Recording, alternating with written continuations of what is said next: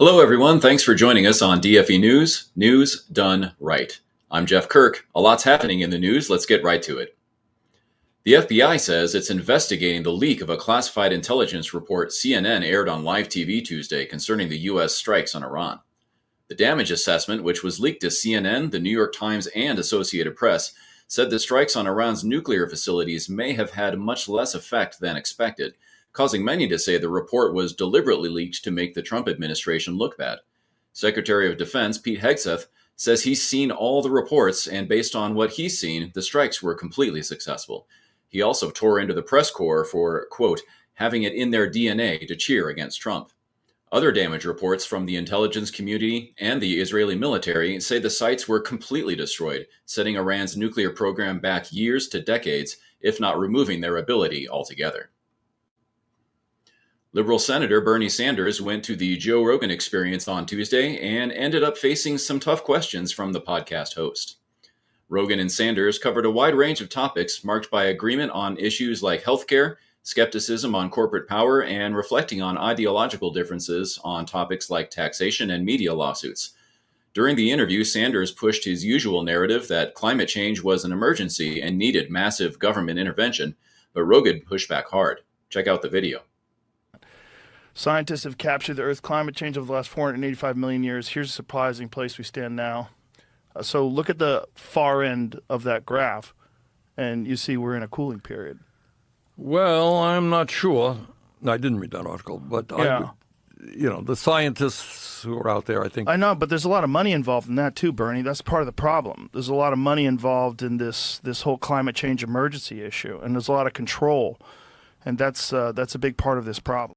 Sanders, who recently went on a No Oligarchs tour, also smeared Elon Musk for spending $270 million to help elect Donald Trump, to which Rogan calmly responded that Kamala Harris received $1.5 billion in donations for her campaign.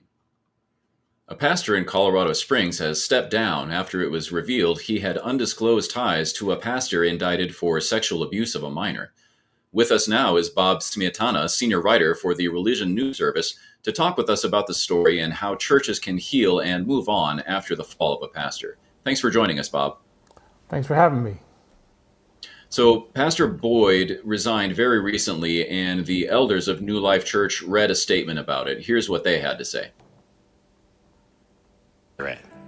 Brady had nothing to do with Robert Morris's abuse. Still, we believe that trust is the currency of leadership.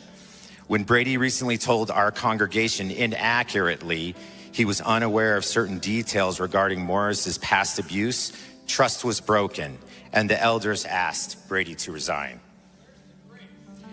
This is the time of mixed emotions.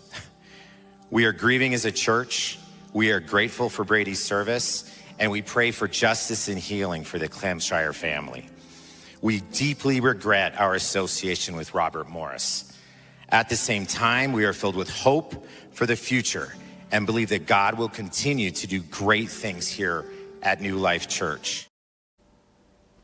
Bob, you wrote an article about this story, correct? After you watched the video, what were your thoughts on that situation? Well, it's a very sad situation. I think there's part of what had happened is Pastor Boyd was a longtime friend of Robert Morris, who has been indicted for sexual abuse. And he came on stage and said, "I've told you everything I know, and you can trust me," and made a very point of his honesty with the congregation. And the elders felt that he had not given the congregation accurate information. So it's a very sad situation. He had helped that church recover after the Ted Haggard scandals of the early 2000s, and there had been a church shooting. So he was a beloved pastor, but this was a very abrupt and kind of sad ending to what had been a successful time at the church. There seemed to be some angry people in the congregation, and it looked like they were upset that the church had asked Pastor Boyd to retire early. How does a church navigate that type of division? It's complicated, and so I think that part of this is because the church in 2007 when he got there was reeling. So Ted Haggard resigned. A few months later, they had a shooting at there. So Pastor Boyd had been a very long and loved pastor, and I think people were angry at how it all ended. It's a very difficult time And I think right before that clip you showed, the one of the pastors got up and said, "Look, this is not how we do things." When people were angry and yelling, that this was, they said, "This is God's house, and this is we need to treat each other well." So New Life isn't the only church or ministry that's faced difficult circumstances like this. Of course, Gateway Church, Hillsong Church with Carl Lentz and Brian Houston, Ravi Zacharias. What would you say to the victims themselves or to congregations or staff members who suffered directly or indirectly in situations like these? I don't know what I would say. And, part of my job is to report what's going on. One of the things I do say to churches sometimes is that they know they have problems. It's a lot easier if they deal with it long before it gets to the media. By the time it gets to us and reporting it, things have gotten really out of control, and people are really hurt. But people put a lot of trust in their churches. They put a lot of trust in their pastors, and when they get betrayed, there's just a lot of anger and hurt. Think that this contributes to why there are so many individuals now who identify as nuns, i.e. those who have no church affiliation in the U.S.? Do they have a right to be skeptical of the church and church folk when something like this happens? That's a longer story. The whole rise of nuns has a lot to do with a number of factors, but certainly trust in institutions is an all-time low. Trust in churches. People don't trust churches. They don't trust the government. They don't trust schools. They don't trust their friends. So this just feeds into the distrust that's out there. Well, Bob, thank you so much for joining us. Our prayers are with the New Life Church, with Brady Boyd and his family, and with the new pastor of that congregation. Thanks for joining us. Thanks for having me. A recent study by top advisors to the FDA and CDC appears to show a connection between the COVID mRNA vaccine and increased pregnancy loss.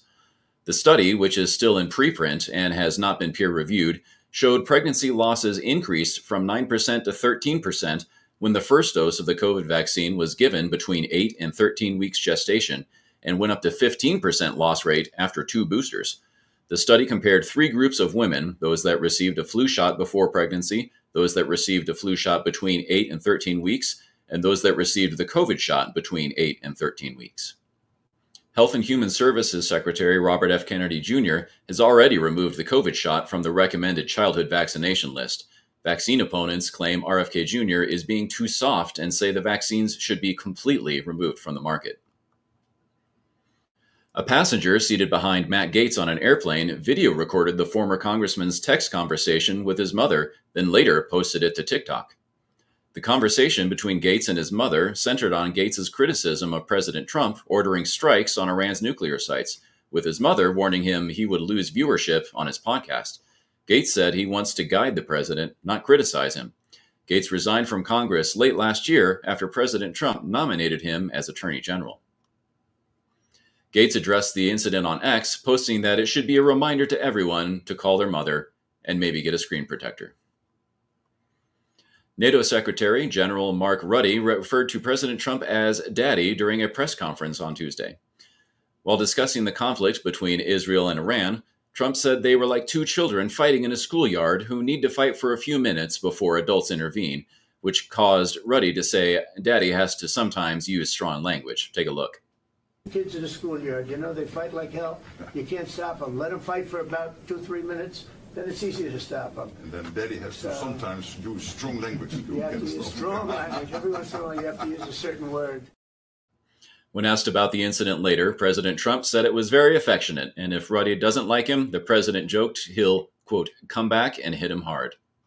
Well, that's all for us for now. Be sure to like, subscribe, follow, comment, and engage with us so the socials push it out to more viewers.